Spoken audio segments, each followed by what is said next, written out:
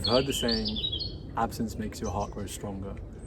I actually think it also makes you a bit wiser, because in that absence comes silence, and with that silence there is clarity. Every couple of months I have this major analysis of my life and everything I'm doing and everything I've done and how I am living up to my own expectations. And these periods usually last around a week or two of me just looking at my entire life and seeing what I'm doing right, what I'm doing wrong, what my good habits are, my bad habits are, what can I change to become the dream version of myself. You know that Matthew McConaughey speech at the Oscars where he was talking about the person he's chasing is himself in 10 years? That's basically what this is. Trying to figure out where I want to be in 10 years and where I am now and what is stopping me from being there. The reason I do this over the span of a few months and not the span of a few years is because years are a very, very long time, and a lot can happen in a couple months, even a couple weeks, a lot can happen. And sometimes you go off the path that you're trying to be on, and so it's just a way of bringing yourself back and gaining that clarity and understanding why you aren't where you want to be. It helps you to step into that mindset of yourself in the future, your dream version of yourself, and think of how would they act, how would they behave, how would they react to certain situations, how would they spend their day, what would they do first, what would they do before they sleep, what would they do to fill the gaps in the middle. It takes a lot to regress as a person. So if you are chasing that version of you 10 years down the line, chances are they're always going to be a bit more mature, a bit more intelligent, they'll have more experience, they know what they're doing more than you do now. This might sound kind of egotistical and narcissistic and very self-absorbed, and that's fine. If that's how you perceive it, that's fine. I am a very ambitious person. I have a lot of big goals that I want to achieve in my lifetime, and I used to think that everyone thought the same way as me. Everyone thinks that everyone thinks the same way they do, and I used to just go tell everyone this is what I want to do, I want to do this, I want to do that, and they'd always think that I was joking or try and come up with ways to disprove or disregard my ambitions and say it's not possible because of this and this and this. And it got to a point where I just didn't tell anyone anything because that sort of negative energy isn't needed. So now I keep them to myself. There are some things I will share publicly, but a lot of it I keep very personal because it is personal. It's what I want to do and what I want to achieve. And it's not even in a sense of success. I don't want to chase success because success is different to everyone. I don't think you can measure success based on your achievements. I think it's measured on who you become in pursuit of those achievements. Michael Phelps didn't become successful when he became the most awarded Olympian or when he won his first gold medal. He became successful when he put the effort in consistently to get to where he was and become the best in the world.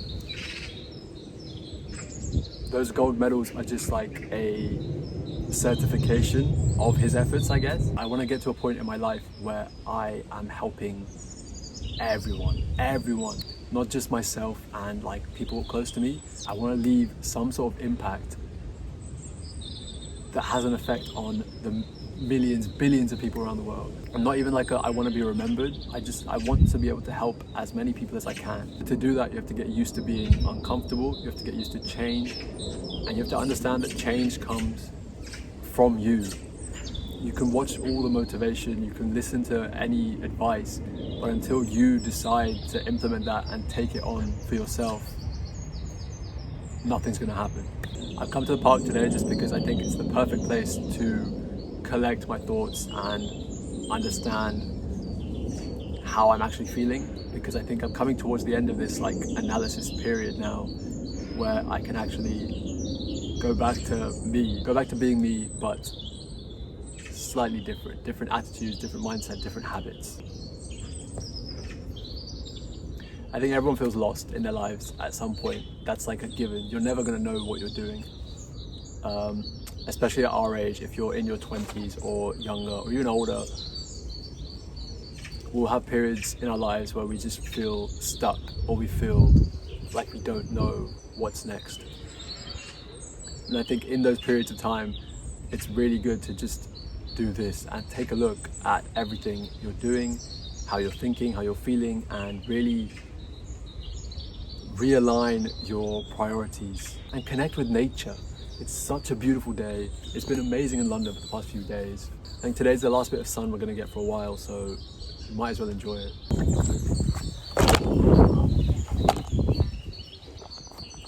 I don't know how it was set up now, it fell over. And yeah, because the only way to get out of the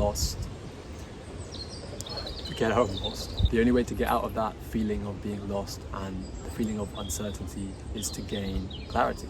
And this really helps with that. At least for the next few weeks, few months in your life, you'll have some sort of clarity of where you're going and what you're doing.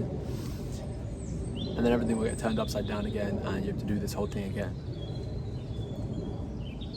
But that's the fun. If there was no uncertainty, there wouldn't be any fun. That's another big thing I think, is just to have fun with whatever you're doing. If you don't enjoy it, try and find some way to, or just don't do it. To understand how much of a privilege it is to be in this situation and feel the way you're feeling. Because it means that you actually have standards for yourself, you have expectations, and you want to do something with your life and with yourself.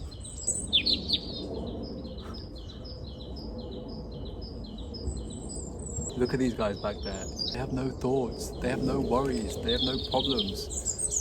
They just walk around collecting nuts and like eating and sleeping, and that's all they do. We've been given this gift of consciousness and we use it to hurt ourselves and talk down upon ourselves and overthink things that have no matter. They don't matter right now.